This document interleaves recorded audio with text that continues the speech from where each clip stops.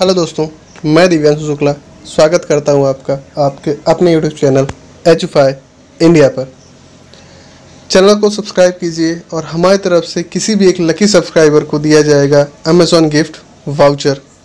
इसके अलावा लेक्चर के बीच में या एंड में मैं कहीं भी आपसे एक सवाल पूछूंगा, जिसका सही जवाब देने वाले किसी भी एक लकी विनर को हमारी तरफ से दिया जाएगा पेटीएम कैश। चलिए शुरू करते हैं। आज हम लोग करेंगे इंटरनेशनल ऑर्गेनाइजेशन। हम देखते हैं बहुत सारी एग्ज़ाम्स में या हमारे डे टू डे लाइफ में बहुत सारी ऐसी संस्थाएं आती हैं जिनके बारे में बात की जाती है, जैसे WHO की बात हो गई या फिर UN की बात हो गई। ऐसी बहुत सारी संस्थाएं हैं जो डे टू डे लाइफ में और बहुत सारे एग्ज़ाम्स में भी इनसे रिलेटेड बहुत सारे क्वेश्चंस पूछे जाते हैं। तो हम इस सीरीज़ में कोशिश करेंगे उन लगभग सारी संस्थाओं को कवर करें जिनसे क्वेश्चंस पूछे जाते हैं या पूछे जाने की संभावनाएं हैं, ताकि हमारा किसी भी एग्ज़ाम में इनसे रिलेटेड कोई क्वेश्चन गलत ना हो। तो आज हमने सबसे पहले शुरू करते हैं आज ओपेक से। ओपेक एक संस्था है जो पेट्रोलियम से डील करती है, पेट्रोलियम रिलेटेड चीज़ों में डील करती है। तो पहले हम आज ओपेक के बारे में जानेंगे, उसके बाद इसी सीक्वेंस में हम अलग अलग और संस्थाओं को करेंगे। तो ओपेक क्या है? ओपेक का पहले फुल फॉर्म जान लेते हैं। Organisation for petroleum exporting countries, मतलब पेट्रोलियम एक्सपोर्ट करने वाली उन कंट्रीज़ के ग्रुप को हम ओपेक कहते हैं। मतलब जो कंट्रीज़ मिल के ऐसी संस्था बनाई है जिससे वो पेट्रोलियम की प्राइस को कंट्रोल कर सकें और उनको सेल करते हैं, उनको हम ओपेक कहते हैं। ओपेक की इस्टेब्लिशमेंट ईयर, इसकी स्थापना हुई थी 1960 बगदाद में भी सितंबर में हुई थी, लेकिन ये इसका कार्य करना शुरू किया था 1961 में। ठीक है, मतलब जनवरी 1961 से ये कार्य करना शुरू हुआ था। पहले 5 वर्षों तक इसका हेडक्वार्टर बगदाद में था, लेकिन 1965 में इसका हेडक्वार्टर शिफ्ट कर दिया गया वियना ऑस्ट्रिया में 1965 से इसका हेडक्वार्टर है। ठीक है, ऑब्जेक्टिव क्या है इसका? ऑब्जेक्टिव है to control crude oil prices at global level. मतलब अंतर्राष्ट्रीय लेवल पे सारे प्राइजेस जो भी क्रूड ऑयल मिल रहा है, हमें बैरल में मिलता है, वो भी US डॉलर में की प्राइजेस होती हैं, तो उसको कंट्रोल करना ताकि वो बहुत ऊपर ना जाए या बहुत नीचे भी ना आए। ठीक है, मेंबर कंट्रीज़ कितने हैं? इसकी मेंबर कंट्रीज़ की बात करें तो 13 मेंबर कंट्रीज़ हैं। 5 जिसमें से जो इस्टेब्लिशिंग नेशन जिन्होंने मिलकर इसे इस्टेब्लिश किया था, ऐसी 5 कंट्रीज़ हैं। बाकी 8 कंट्रीज इसके बाद जुड़ी हैं। कुछ कंट्रीज़ ने इसे छोड़ा भी है, वो सब हम भी आगे देखेंगे। ऑफिशियल लैंग्वेज क्या है इसकी? ऑफिशियल लैंग्वेज है इंग्लिश। ठीक है, सेक्रेटरी जनरल इसके कौन है? सेक्रेटरी जनरल है मोहम्मद बारकिंडो। ठीक है, मोहम्मद बारकिंडो। जो फिगर दिख रहा है आपको, ये इसका है फ्लैग, नेशनल ओपेक का फ्लैग यही है। ठीक है, चलिए अब जो आपको फिगर में इंसान दिख रहे हैं, जिसकी फ़ोटो दिख रही है, इनका नाम है मोहम्मद सानुसी बारकिंडो। मोहम्मद सानुसी बारकिंडो। ठीक है, ये नाइजीरियन पॉलिटिशियन है और 1 अगस्त 2016 से ये सेक्रेटरी जनरल हैं ओपेक के। ठीक है, याद रखिएगा इनको, 1 अगस्त 2016 से ये सेक्रेटरी जनरल है ओपेक के, नाइजीरिया के हैं ये। ठीक है, अब कौन कौन सी मेंबर कंट्रीज़ हैं? ठीक है, तो अलग अलग कॉन्टिनेंट की अलग अलग कंट्रीज हैं। तो अफ्रीका कंटिनेंट से 7 कंट्रीज ऐसी हैं जो इसकी मेंबर नेशन है। तो सबसे पहले है अल्जीरिया। अल्जीरिया की कैपिटल है अल्जेरिस। कैपिटल हमें याद नहीं रखनी है, कैपिटल तो जैसे हम सुनते जाएंगे, आप अगर मेरी सारी वीडियोस देखते जाएंगे तो धीरे धीरे अपने आप ही कैपिटल, बहुत सारे कंट्रीज़ और कैपिटल आपको याद हो जाएंगे, तो उसके लिए टेंशन नहीं लेना है। ठीक है, आपको सिर्फ कंट्रीज़ याद कर लेनी, कौन कौन सी कंट्रीज़ के मेंबर्स हैं। ठीक है, सबसे पहले है अल्जीरिया जिसकी कैपिटल है अल्जीयर्स। उसके बाद है अंगोला, ये भी अफ्रीकन कंट्री है, जिसकी कैपिटल है लुआंडा। फिर कोंगो है, कोंगो की रिपब्लिक ऑफ कोंगो भी इसे कहा जाता है, जिसकी कैपिटल है ब्राज़ीविले। फिर इक्वेटोरियल गिनी है जिसकी कैपिटल है बियोको।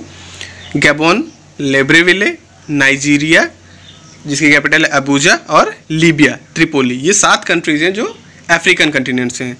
इसके बाद एशियन कंट्रीज़ देख लेते हैं कि एशियन कंटिनेंट से कौन कौन सी कंट्रीज़ हैं। तो बेसिकली एशियन कंट्री की बात करें तो मतलब मिडल ईस्ट एशिया या साउथ एशिया की बात करेंगे, वहीं से लगभग सारी कंट्रीज़ हैं ये, जिसे हम गल्फ़ कंट्रीज़ भी कहते हैं। गल्फ़ कंट्रीज़ में ही ये सारे आएंगे। ईरान है, ईरान की कैपिटल तेहरान। इसके अलावा इराक, बगदाद, इराक जहाँ पे इस्टेब्लिशमेंट हुई थी इसकी। ठीक है, इसके बाद कुवैत है आपका, कुवैत की कैपिटल जो है कुवैत ही है। उसके बाद सऊदी अरेबिया जिसकी कैपिटल रियाद है, और यूएई जिसकी कैपिटल है अबू धाबी। ठीक है, ये 5 कंट्रीज आपकी एशियन होगी। इनके अलावा एक अकेली अमेरिकन कंट्री है, पहले 2 थी अब एक ही बची है, अमेरिकन कंट्री वेनेजुएला जिसकी कैपिटल है कैराकस। ये साउथ अमेरिका की कंट्री है। और वेनेजुएला के बारे में एक चीज़ ये है कि ये इसके पास सबसे ज़्यादा ऑयल, क्रूड ऑयल भंडार है। ठीक है, सबसे ज़्यादा क्रूड ऑयल भंडार अगर किसी भी कंट्री के पास है पूरे वर्ल्ड में तो वो वेनेजुएला ही है। ठीक है, चलिए तो हम वर्ल्ड मैप पे इनकी स्ट्रक्चर देख लेते हैं। इक्वाडोर आपको हटा देना है, इक्वाडोर पहले मेंबर था अब नहीं है। तो साउथ अमेरिका का एक ही मेंबर है वेनेजुएला। उसके बाद अफ्रीका में आप आएंगे तो ये देखिए अल्जीरिया है, फिर लीबिया है, नाइजीरिया है, इक्वेटोरियल गिनी है, गैबोन है, रिपब्लिक ऑफ कॉन्गो है, उसके नीचे अंगोला है। फिर जब आप इधर एशिया में आएंगे गल्फ कंट्रीज़ में तो आपका ईरान, इराक के बगल में इराक, इराक के नीचे छोटा सा कुवैत, कुवैत के बगल में देखिए बड़ा में सऊदी अरेबिया, सऊदी अरेबिया के बाद कोने में जो है वो आपका यूनाइटेड अरब एमिरेट्स हो जाएगा, यूएई। ठीक है, चलिए ये आपकी 13 ओपेक की मेंबर कंट्रीज थी। ठीक है, चलिए फाउंडर कंट्रीज कौन कौन सी, ऐसी कौन कौन सी कंट्रीज हैं जिन्होंने मिल के इसे बनाया था, इस्टेब्लिश किया था। तो फाउंडर कंट्रीज की बात करें तो 5 कंट्रीज हैं जिसे हम याद कर सकते हैं। एक छोटी सी ट्रिक मैंने ट्राई किया है, विक्स, VIIKS, विक्स हम लोग खाते हैं ना, तो उसकी स्पेस मैंने स्पेलिंग थोड़ी चेंज की है ताकि हम लोग आसानी से याद कर सकें। विक्स, तो विक्स में कौन कौन से नेशन आ जाएंगे आपके, वेनेजुएला, ईरान, इराक, कुवैत और सऊदी अरेबिया। ये 5 कंट्रीज ऐसी हैं जिन्होंने इस्टेब्लिश किया था इसको, कहाँ पे, बगदाद में। ठीक है, 1960 में, याद रखिएगा। चलिए आगे देखते हैं। अब ओपेक प्लस कंट्रीज़ की बात कर लेते हैं। ओपेक प्लस कंट्रीज़ 10 हैं, अगर हम ओपेक को एक्सक्लूड करें, ओपेक कंट्रीज जो हमने अभी 13 पढ़ी उसको छोड़ दें, उसके अलावा 10 और ओपेक प्लस कंट्रीज़ में आती हैं। तो इनका काम क्या है, ये जनरली उनको हेल्प करती हैं in the way of money के उससे, या फिर इम्पोर्ट करती हैं क्रूड ऑयल का, और इन सब चीज़ों में इनकी हेल्प करती हैं ये सारी कंट्रीज़। तो ये कौन कौन सी कंट्रीज़ हैं, रशिया हो गई, Azerbaijan, Bahrain, Brunei, Kazakhstan, Malaysia, Mexico, Oman, south Sudan और सूडान। ठीक है, ये सारी कंट्रीज़ जो है ये ओपेक प्लस कंट्रीज़ में आती हैं और मेंटेन करती हैं बैलेंस, ताकि उनका जो रेट है प्रॉपर रहे, उनको मनी की रिक्वायरमेंट अगर होती है तो ये कंट्रीज़ उनको हेल्प करेंगी। ठीक है, ओपेक कंट्रीज़ को। चलिए अब ऐसे मेंबर्स जिन्होंने ओपेक को छोड़ दिया है किन्हीं भी कारणों की वजह से, तो 3 कंट्रीज ऐसी रही हैं, इक्वाडोर, इंडोनेशिया और कतर।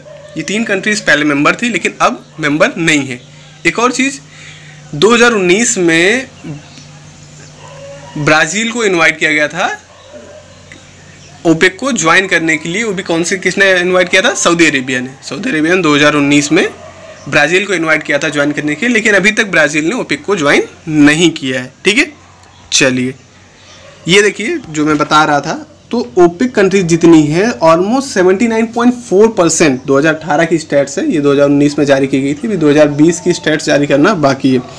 तो इसके अकॉर्डिंग ओपेक कंट्रीज जो है उसमें मैक्सिमम जो शेयर है, ठीक है, 79.4% शेयर अकेला वर्ल्ड ऑयल रिजर्व जो है वो ओपेक कंट्रीज करती हैं। बाकी रेस्ट जो बचता है 38% वो करती हैं आपकी नॉन ओपेक कंट्रीज। तो ओपेक कंट्रीज में भी सबसे ज़्यादा कौन करता है, वेनेजुएला। मैंने पहले बताया सबसे ज़्यादा ऑयल रिजर्व किसके पास है, वेनेजुएला के पास।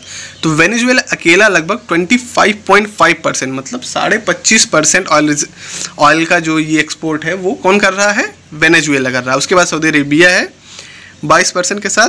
ठीक है, ऐसे और भी बहुत सारी कंट्रीज हैं जो कर रही हैं। ठीक है, तो सबसे ज़्यादा वेनेजुएला, ये याद रखिएगा। मैक्सिमम ऑयल रिजर्व किसके पास हो गया, वेनेजुएला के पास। चलिए आज के लिए इतना ही। अगला लेक्चर में हम लोग किसी दूसरे इंटरनेशनल ऑर्गेनाइजेशन को देखेंगे। ठीक है, आज का क्वेश्चन सुन लीजिए। आज का क्वेश्चन है कि वर्ल्ड की कौन सी कंट्री ऐसी है जो जिसके पास मैक्सिमम ऑयल रिजर्व है। मैक्सिमम ऑयल रिजर्व कौन सी कंट्री के पास है। ठीक है, कमेंट में कमेंट करिएगा और लाइक शेयर करते रहिए। Thank you.